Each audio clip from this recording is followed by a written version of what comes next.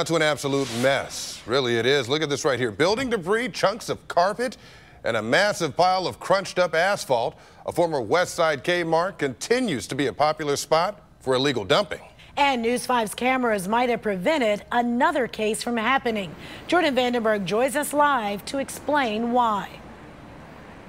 Well, all of this kind of goes back to Friday. We were doing a story out here showing the pervasive problem of illegal dumping going on behind the former Kmart on West 150th and Lorraine. It's been going on for months. And this is part of what we showed you, is a massive pile of crunched up concrete that had mysteriously shown up there Friday afternoon. But between live shots on Friday, another truck full of what looked like the same asphalt came back. It's an orange plastic fence held together with zip ties and spare 2x4s. The temporary fence doesn't look like much, but for someone like Sergeant Andrew Ezzo, it means a whole lot. This is a very encouraging sign and very surprising, but I'm glad to see they're doing something. On Friday afternoon, the pervasive problem of illegal dumping behind this former Kmart only got worse, as someone left a massive pile of crushed asphalt behind in broad daylight. News 5 was there getting video when a rental truck with 2 men inside came around back with a load full of similar-looking asphalt. The men put it in reverse and drove away.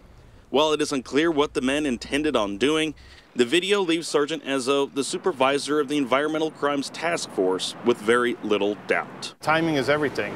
You're able to catch a vehicle coming here and dumping with no permission whatsoever, and we're able to get the license plate too. That's awesome. This gives us something to go on. An investigation is now underway, which coincides another investigation into the huge piles of building debris dumped here sometime in the last couple of weeks.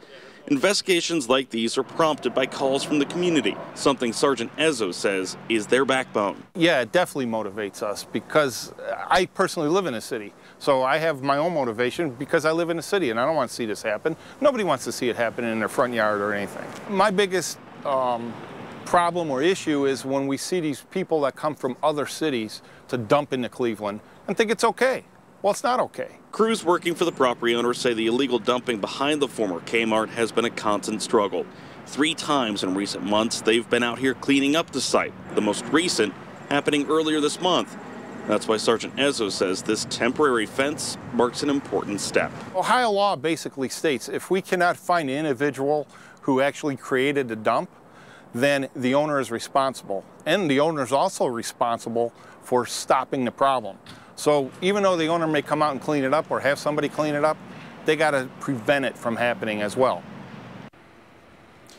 Open dumping in the state of Ohio is considered a felony. Possible punishments include 2 to 4 years in prison or a fine up to $25,000 or both.